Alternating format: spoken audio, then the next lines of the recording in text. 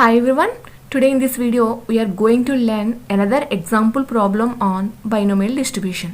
Here example 2, three coins are tossed simultaneously, number of heads are noted, repeat the experiment 70 times. ఇక్కడ మనకి ఒక 3 coins అనేది toss చేయడం జరిగింది. సో అప్పుడు number of heads equal to ఎలా వచ్చినాయి అంటే 0, 1, 2, 3 వాటి యొక్క ఫ్రీక్వెన్సీ వాల్యూస్ 7, 9, 19, 35. సో ఈ ఎక్స్పెరిమెంట్ అనేది ఎన్నిసార్లు రిపీట్ చేయడం అంటే 70 టైమ్స్ అనేది రిపీట్ చేయడం జరిగింది. అప్పుడు ఈ 70ని క్యాపిటల్ ఎన్గా తీసుకుంటాం. Okay, so fit a binomial distribution from the above data. So ఈ టైప్లో డేటా ఇచ్చినప్పుడు మనం ఎలా చేస్తామంటే ఫస్ట్ ఆఫ్ ఆల్ ఇది 3 కాయిన్స్ అన్నాడు. కాయిన్స్ అన్నోన్ అని కానీ బయస్డ్ అని కానీ ఏం అనలేదు కాబట్టి ప్రాబబిలిటీ ఆఫ్ సక్సెస్ అండ్ ఫెయిల్యూర్ని 0.5, 0.5గానే తీసుకుంటాం. ఒకవేళ ఇలా కాయిన్స్ అని అడగకుండా డైరెక్ట్గా డేటా ఇచ్చి ఫిట్ ఏ బైనామియల్ డిస్ట్రిబ్యూషన్ అన్నా, లేదంటే కాయిన్స్ ఆర్ అన్నోన్ లేదంటే బయాస్డ్ అన్నా, సో మనకి దాన్ని మనం పీక్యూ వాల్యూస్ అనేది ఫైండ్ అవుట్ చేయాల్సి ఉంటుంది. అది లాస్ట్లో తెలుసుకుందాం ఎలాగో. ముందు ఈ ఎగ్జాంపుల్ చూద్దాము. సో హియర్ చూడండి, సొల్యూషన్ నెంబర్ ఆఫ్ హెడ్స్ 0, 1, 2, 3, అలాగే ఫ్రీక్వెన్సీ వాల్యూస్ 7, 9, 19, 35. సో మనకి ఇది అబ్జర్వ్డ్ ఫ్రీక్వెన్సీ. మనం దీనికి ఏం కాల్కులేట్ చేయాలంటే ఎక్స్పెక్టెడ్ ఫ్రీక్వెన్సీ అనేది కాల్కులేట్ చేయాలి. సో ఎక్స్పెక్టెడ్ ఫ్రీక్వెన్సీ కాల్కులేట్ చేయాలంటే బైనామియల్ డిస్ట్రిబ్యూషన్ ఫార్ములా ఏంటంటే మనకి probability of x equal to NCX into p power x into q power n minus x. So ఇది ఆల్రెడీ మనం లాస్ట్ వీడియోలో చూసాము.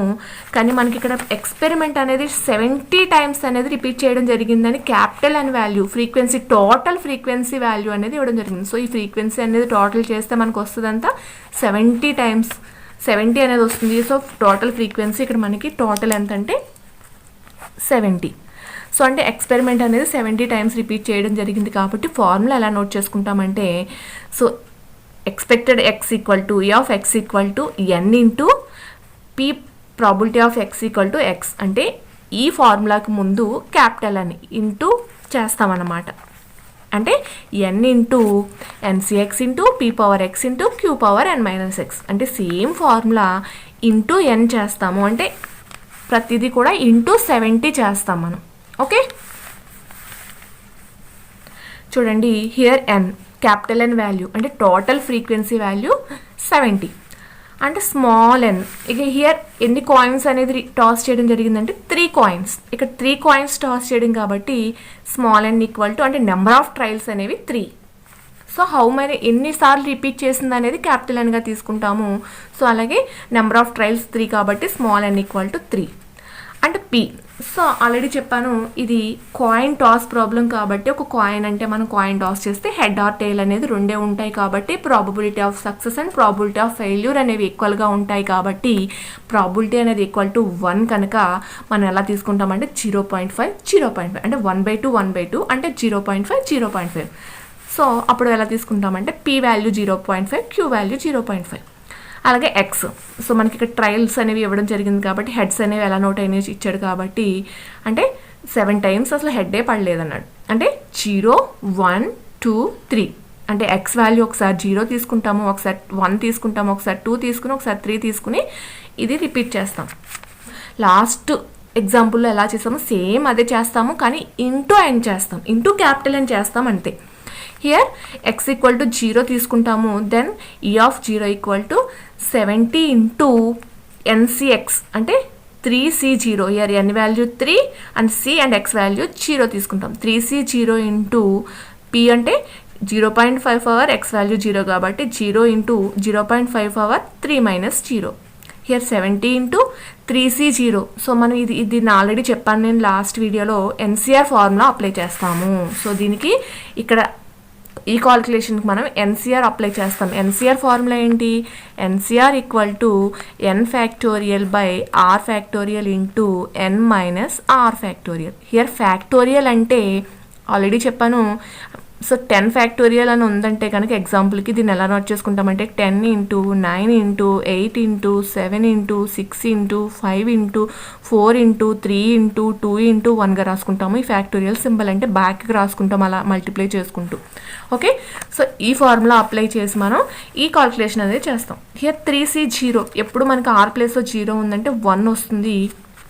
సో దీన్ని మనం కాల్కులేట్ చేయాల్సిన అవసరం లేదు, డైరెక్ట్ 1 వేసుకుంటాం. 1 ఇంటూ 0.5 పవర్ 0 అంటే ఆల్సో 1 కాబట్టి 1 ఇంటూ 1 ఇంటూ 0.5 పవర్ 3 మైనస్ 3 కాబట్టి 0.5 power 3.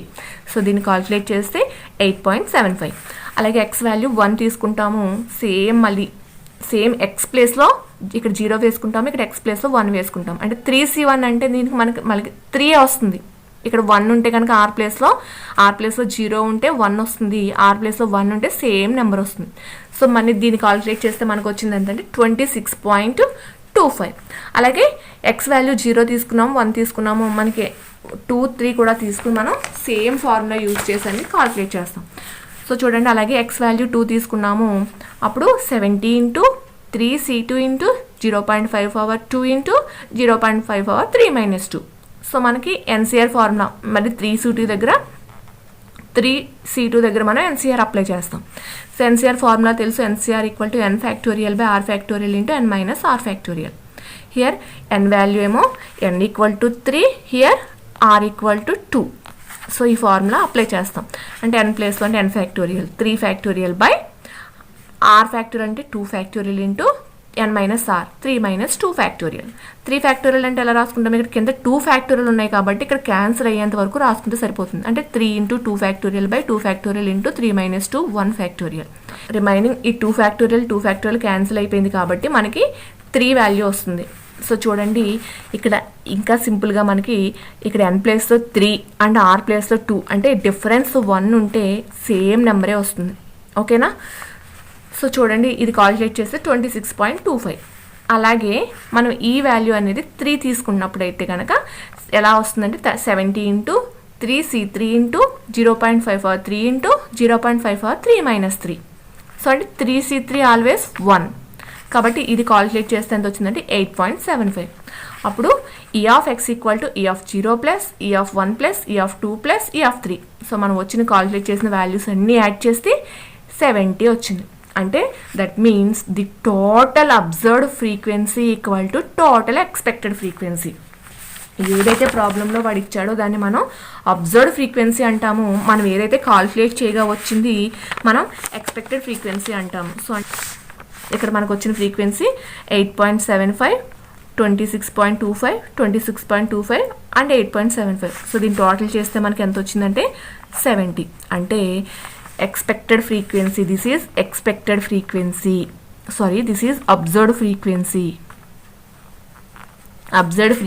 equal to expected frequency.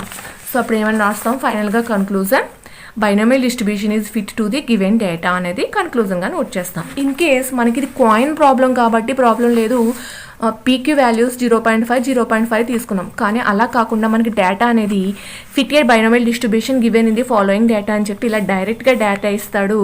So అలా ఇచ్చినప్పుడు మనం ఎలా చేయాలి అంటే కనుక here X values 0 1 2 3 4 and F frequency values 8 32 34 24 5. So మనకి ఇది కాయిన్స్ అని ఏం మెన్షన్ చేయలేదు కాబట్టి దీనికి మనం p value q value find out చేయాలి. ఇలా ఫైండ్ అవుట్ చేయాలంటే ఫస్ట్ మనం బైనామియల్ డిస్ట్రిబ్యూషన్లో చెప్పుకున్నాం ప్రాపర్టీస్లో. బైనామియల్ డిస్ట్రిబ్యూషన్లో మీన్ ఫార్ములా ఏంటి, binomial distribution mean x bar equal to np. So చూడండి, so binomial distribution mean formula ఎన్పి.